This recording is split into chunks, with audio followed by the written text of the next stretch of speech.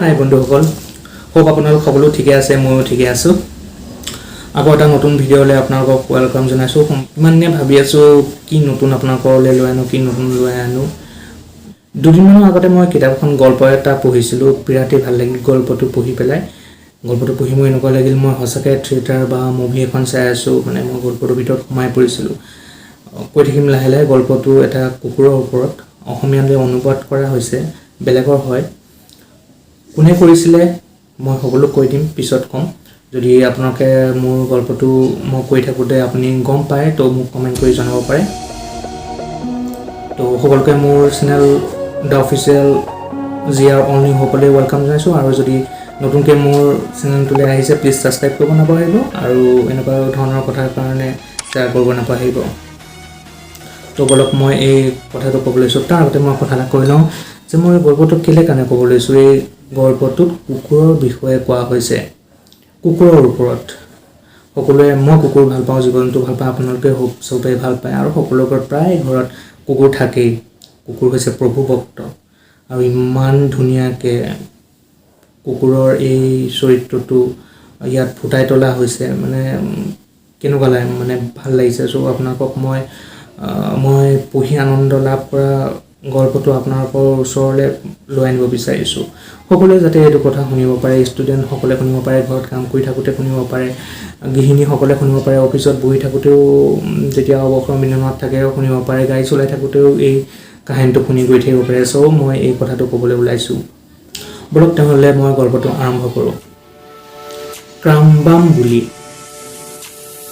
গল্পটোৰ নাম, চৰিত্ৰটোৰ নাম ক্ৰামবাম বুলি। একচুৱেলি মই কৰিছোঁ ক্ৰামবাম বুলি, কুকুৰটোৰ নাম হয় ক্ৰামবাম বুলি।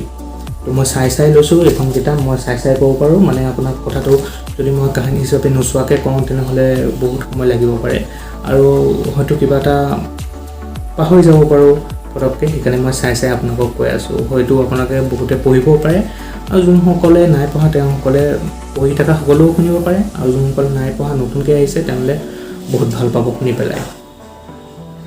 তো আৰম্ভ কৰিছোঁ। মানুহৰ জীৱনত নানা ৰকমৰ চখ থাকে। কোনোবাই কিতাপ ভাল পায়, কোনোবাই পশু পক্ষী ভাল পায়, কোনোবাই মানুহ ভাল পায় ইত্যাদি। কিন্তু প্ৰকৃত অমৰ প্ৰেম মানুহৰ জীৱনলৈ মাত্ৰ এবাৰহে আহিব পাৰে, যদিহে অৱশ্যে কেতিয়াবা আহে। অন্ততঃ চিকাৰৰখীয়া হপ্পে তেনেকেই ভাবিছিল। হপ্পে এজন মানুহৰ নাম। শুনি গৈ থাকিলে আপোনালোকে গম পাব হপ্পে কোন হয়, তেখেত কি হয় হপ্পে। তেওঁ যে কিমান কুকুৰ আছিল আৰু কিমান কুকুৰক তেওঁ ভাল পাইছিল তাৰ সীমা সংখ্যা নাই। কিন্তু সমস্ত হৃদয় দি তেওঁ ভাল পাইছিল মাত্ৰ এটা কুকুৰক। তাৰ নাম আছিল ক্ৰামবাম বুলি। ক্ৰামবাম বুলি কুকুৰটোৰ নাম। তেওঁ এদিন চৰাইখানাত ঘটনাক্ৰমে এজন অচিনাকি মানুহক লগ পাইছিল, আৰু তেওঁৰ পৰাই হপ্পে কুকুৰটোক কিনিছিল। অৱশ্যে কুকুৰটো কিনাতকৈ বিনিময় কৰা হৈছিল বুলি ক'লেহে বেছি সঁচা কথা কোৱা হ'ব।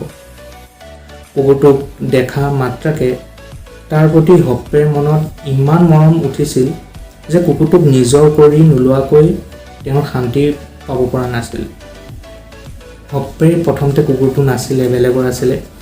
তো কুকুৰটো চৰাইখানা মানে কেনেকুৱা, মোৰ মতে চৰাইখানা ৰোৱা জেগা, ক'ৰবাত খোৱা কৰা জেগা, ষ্টপেজ হয় তাতে খোৱা কৰা, বা হোটেল টাইপৰ তেনেকুৱা হ'ব পাৰে। আপোনালোকে যদি জানে মোক ক'ব, মই সবিশেষ নাজানো, মই ডিছনেৰী চোৱা নাই চৰাইখানাৰ। তো মোৰ মতে সেইটো তেনেকুৱাই হ'ব। সেই তাত দেখিছিল কুকুৰটো। কুকুৰটোৰ কাষতে বহি আছিল তাৰ গৰাকীজন। মানুহজনৰ চকু দুটা দেখিয়েই বুজা গৈছিল যে তেওঁ বৰ সুবিধাৰ মানুহ নহয়। এটা খালী ব্ৰাণ্ডীৰ গিলাচ, ব্ৰাণ্ডী বুজি পাইছে, ব্ৰাণ্ডী কি বস্তু নক'লেও হ'ব বাৰু, সন্মুখত লৈ তেওঁ এখন টেবুলত বহি আছিল, আৰু বিনামূলীয়াকৈ তেওঁক অলপ ব্ৰাণ্ডী নিদিয়াৰ কাৰণে মানুহজনে চৰাইখানাৰ গৰাকীজনক গালি পাৰি আছিল। আৰু সৰুকটীয়া মানুহজনৰ বয়স বেছি হোৱা নাছিল, কিন্তু ঘহনা খাই ক্ষয় যোৱা এডাল মৰা গছৰ দৰে তেওঁৰ চেহেৰাটো আছিল শুকান। মানুহজনৰ মূৰৰ চুলি আছিল ৰঙচুৱা আৰু দাড়ি পাতলীয়া। মানুহজনে পিন্ধি থকা জেকেটটোৱে সাক্ষ্য দি কয় যে তেওঁ এসময়ত বন বিভাগত চাকৰি কৰিছিল। বৰষুণত তিতি বুৰি ৰাতি কটোৱাৰ বহুতো চিন এতিয়াও তেওঁৰ জেকেটটোত লাগি আছে। মানুহজন কেনেকুৱা তাৰ বৰ্ণনা দিছে। এনেকুৱা সন্দেহজনক চৰিত্ৰৰ মানুহৰ লগত মিলা মিছা কৰিবলৈ বা কথা পাতিবলৈ হপ্পৰ অকণো ইচ্ছা নাছিল। তথাপি তেওঁ মানুহজনৰ কাষত বহি তেওঁৰ লগত কথা পাতিবলৈ আৰম্ভ কৰিলে। অলপ সময়ৰ ভিতৰতে হপ্পে আৱিষ্কাৰ কৰিছিল যে এই এলাইবাদুৰ মানুহজনে ইতিমধ্যে তেওঁৰ ৰাইফলটো আৰু মোনাখন মদৰ দাম হিচাপে চৰাইখানাৰ মালিকক গতাই দিবলৈ বাধ্য হৈছিল। এতিয়া তেওঁ কুকুৰটো দিবলৈ সাজু হৈছে, যদিহে তাৰ বিনিময়ত তেওঁ অলপমান মদ পাব পাৰে। বুজিছেনে কথাটো? তেখেত কিমান মদপী। কিন্তু কুকুৰটোক ল'বলৈ চৰাইখানাৰ মালিকজনক একেবাৰেই ৰাজি হোৱা নাই, কাৰণ তাক খুৱাবৰ কাৰণে তেওঁহে আকৌ নিজৰ গাঁঠিৰ পৰা ধন ভৰিব লাগিব। মানে মদ খাবৰ কাৰণেই কুকুৰটোও বিক্ৰী কৰি দিব বিচাৰিছে। হপ্পে এই গোটেইবোৰ কথা শুনিলে, যদিও বাহিৰত দেখুৱাই তেওঁ কুকুৰটোৰ প্ৰতি কোনো ধৰণৰ আগ্ৰহ প্ৰকাশ নকৰিলে। হপ্পে মানে কুকুৰটোৱে গোটেই কাহিনীটো শুনি আছিল কাষত বহি পেলাই। তাৰ পৰিৱৰ্তে তেওঁ এবটল ব্ৰাণ্ডি কিনি কুকুৰটোৰ মালিকৰ গিলাচত ঢালিবলৈ ধৰিলে। এটা চুক্তিত উপনীত হ'বলৈ তেওঁলোকক দুয়োজনৰ মাত্ৰ 1 ঘণ্টা সময় লাগিল। হপ্পে 12 বটল ব্ৰাণ্ডি কিনি 12 বটল কিনি দিছে।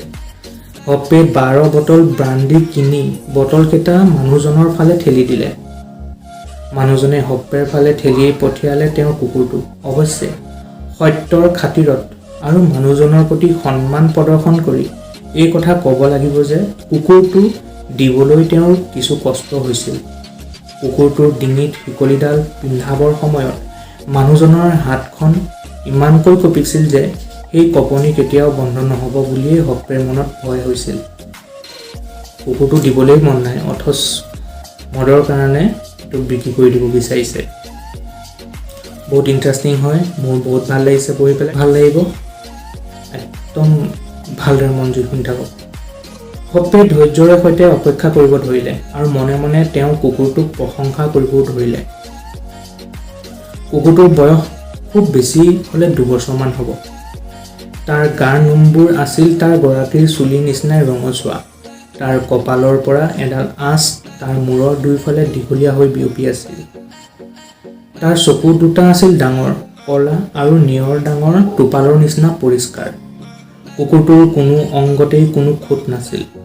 ভৰিৰ হাতোৰাৰ পৰা আৰম্ভ কৰি ধুনীয়া নাকটোলৈকে তাৰ শক্তিশালী আৰু সুগ্ৰহী গোটেই দেহটোৱে আছিল সম্পূৰ্ণ নিখুঁত।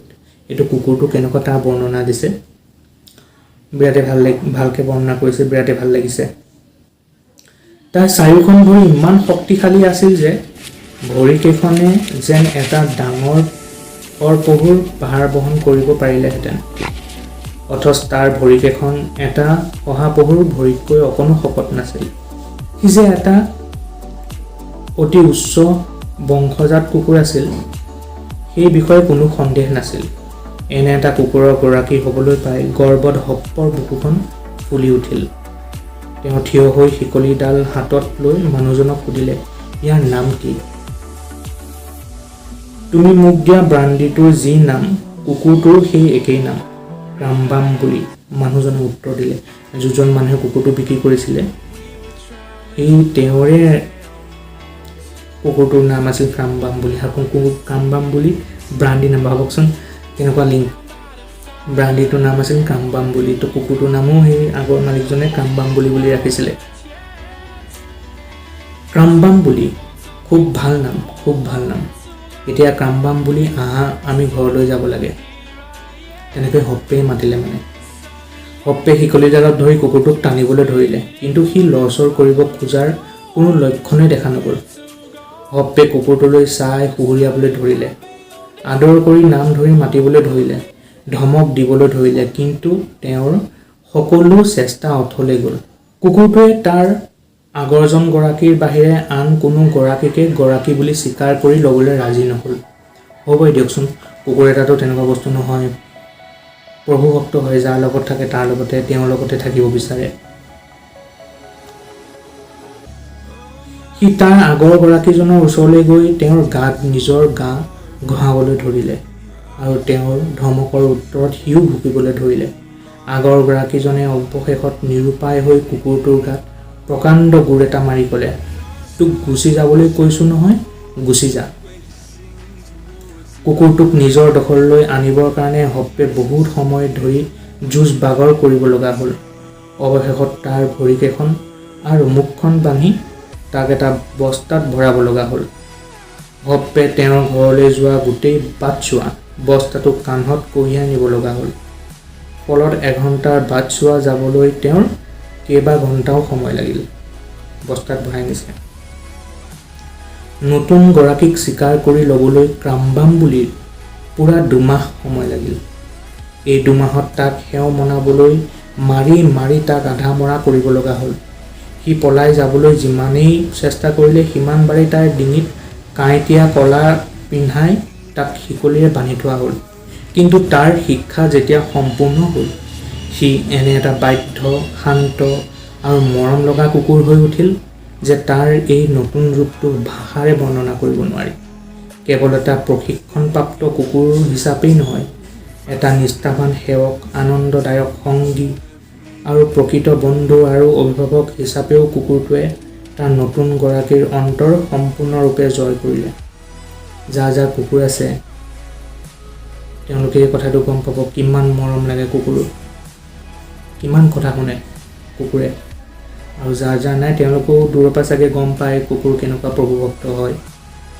তো মই এই কাহিনীটো সেইকাৰণে কৈছোঁ, বহুত ভাল লাগিছে কাহিনীটো মোৰ পঢ়ি নিজৰ। হোপ আপোনালোকৰো ভাল লাগিছে। বলক আকৌ আৰম্ভ কৰোঁ।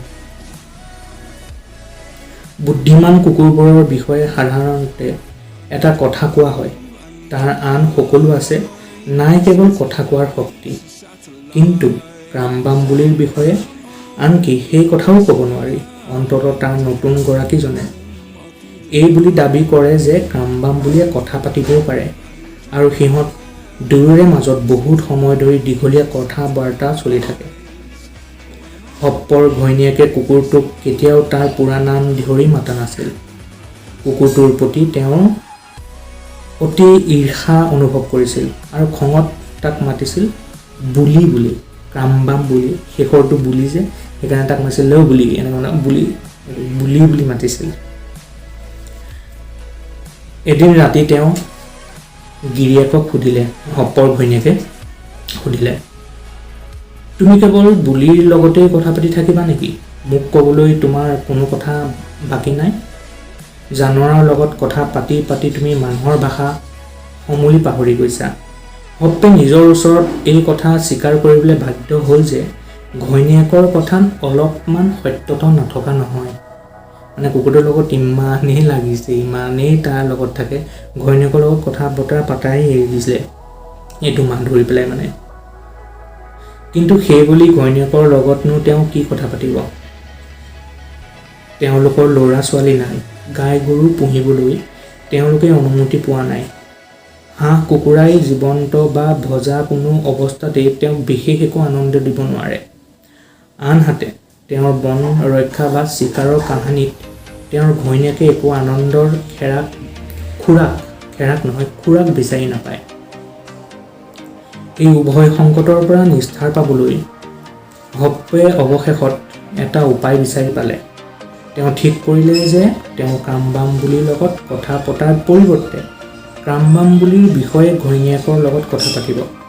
কুকুৰটোৰ বীৰত্বৰ কাহিনী, এনে এটা কুকুৰৰ গৰাকী হোৱাৰ কাৰণে আন মানুহে তেওঁৰ প্ৰতি অনুভৱ কৰা ঈৰ্ষা, কুকুৰটোক কিনিবৰ কাৰণে মানুহে আগবঢ়োৱা অকল্পনীয় ধনৰ পৰিমাণ, কৈ শেষ কৰিব নোৱাৰা এনেকুৱা বহু কথাই তেওঁ ঘৈণীয়েকক ক'ব পাৰিব।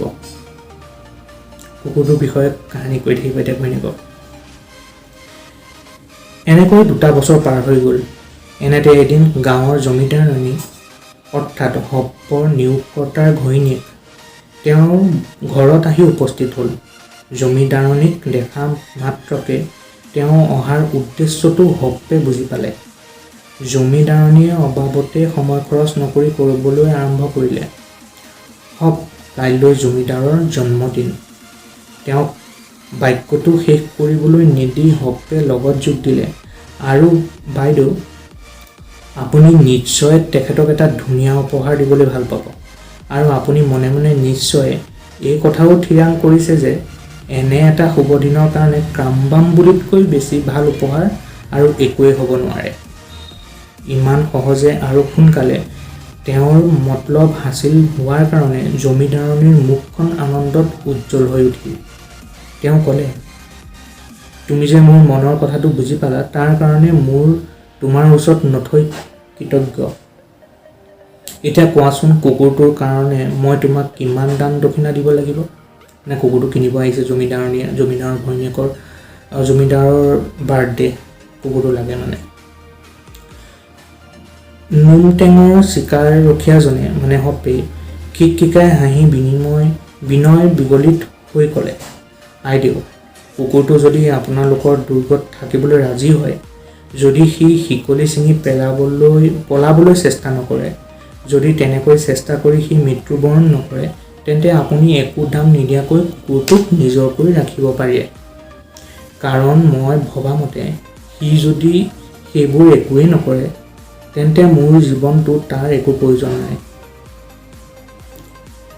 হপ্পৰ কথামতে কুকুৰটোক পৰীক্ষা কৰি চাবৰ মনেৰে জমিদাৰণীয়ে তাক নিজৰ ঘৰলৈ লৈ গ'ল। তেওঁলোকে প্ৰথমতে মৰমেৰে কুকুৰটোক হৃদয় জয় কৰাবলৈ চেষ্টা কৰিলে। মৰমে কাম নিদিয়াত কঠোৰ শাস্তি দি তাক বশীভূত কৰিবলৈ চেষ্টা কৰা হ'ল, কিন্তু জমিদাৰ দম্পতীৰ সকলো চেষ্টা ব্যৰ্থ হ'ল। তাৰ ওচৰত অহা প্ৰত্যেকজন মানুহকে সি কামুৰিবলৈ ধৰিলে। বেছিভাগ সময়তে সি আহাৰো স্পৰ্শ নকৰা হ'ল। চিকাৰী কুকুৰবোৰ ওজন হেৰুৱাবলৈ গাত অতিৰিক্ত চৰ্বি বা মাংসপেশী নাথাকে যদিও সি দিনে দিনে ক্ষীণাবলৈ ধৰিলে। কেইদিনমানৰ পিছত হপ্পলৈ এই বুলি খবৰ পঠিওৱা হ'ল যে তেওঁ আহি কুকুৰটো লৈ যাব লাগে। এটা মুহূৰ্ত অপচয় নকৰি হপ তেওঁৰ মৰমৰ কুকুৰটোৰ ওচৰলৈ দৌৰি গ'ল। দুয়োৰে পূৰ্ণ মিলন হ'ল সীমাহীন আৰু অবৰ্ণনীয় আনন্দৰ মাজত। হপ্পক দেখা মাত্ৰকে কামবাম বুলি এটা প্ৰকাণ্ড চিঞৰ মাৰি তাৰ আনন্দৰ প্ৰকাশ কৰিলে আৰু জাপ মাৰি তাৰ আগঠেং দুখন হপ্পৰ বুকুত থৈ তেওঁৰ দুই গালেদি বাগৰি অহা আনন্দৰ চকু পানীবোৰ সি পৰম তৃপ্তিৰে চেলেকিবলৈ ধৰিলে। সাধাৰণতে কুকুৰে তেনেকুৱাই কৰে। বহুত দিনৰ মূৰত একদম ভাল পোৱা গৰাকীজনক দেখা পালে মানে মোক কি কৰিব কি নকৰিব গাত জোপিব। সেই দুখৰ দিনটোৰ সন্ধিয়া পৰত দুয়ো একেলগে খোজকাঢ়ি ওচৰৰ চৰাইখানালৈ গ'ল। তাতে হপ্পে ডাক্তৰ আৰু জমিদাৰৰ কিছু সময় তাচ খেলিলে। কামবাম বুলিয়ে তাৰ গৰাকীৰ চকীখনৰ পিছফালে মুচি হৈ শুই থাকিলে। মাজে মাজে হপ্পে কুকুৰটোলৈ ঘূৰি চায় আৰু কুকুৰটোৱে তাৰ নেজডালেৰে মজিয়াখনত কোবাবলৈ ধৰে, যেন তাকে কৰি সি ক'ব খোজে উপস্থিত আছোঁ মই। আৰু হপ্পে মাজে মাজে আনন্দত আত্মহাৰা হৈ গুণগুণাই গান গাবলৈ ধৰে, মোৰ কামবাম বুলিৰ কি খবৰ। তেতিয়া কুকুৰটোৱে মৰ্যাদাপূৰ্ণ ভংগীত আগঠেং দুখনৰ ওপৰত বহি তাৰ চকুৰ চাৱনিয়ে উত্তৰ দিয়ে, কামবাম বুলিৰ সকলো খবৰেই ভাল। বহুত দীঘলীয়া হ'ব, মই একেবাৰতে শেষ কৰিবলৈ বহুত প্ৰব্লেম হ'ব। তো মই এইটো প্ৰথম খণ্ড বুলি আহিছোঁ। মই দ্বিতীয় খণ্ডত মই পিছৰ কাহিনীটো কৈ যাম আৰু চেষ্টা কৰিম যে দ্বিতীয় খণ্ডতে এই কাহিনীটো কৈ আপোনালোকক মই শেষ কৰিম। যদি কোনোবাই এই কাহিনীটো পঢ়িছে, গল্পটো পঢ়িছে, প্লিজ মোক কমেণ্ট কৰি জনাব। বিৰাটেই একদম ভাল লগা এটা উপভোগ কৰিব পৰা গল্প, সকলোৱে শুনিব লাগে আৰু যদি আছে কিতাপ তেওঁলোকে পঢ়িব লাগে। আজিলৈ ইমানতে সামৰিছোঁ। ইমান সময় চোৱাৰ কাৰণে ধন্যবাদ আৰু এনেকুৱা ধৰণৰ কথাৰ কাৰণে মোৰ চেনেলটো ছাবস্ক্ৰাইব কৰিব নাপাহৰিব আৰু দ্বিতীয় খণ্ডত লগ পাই আছোঁ। Thank U.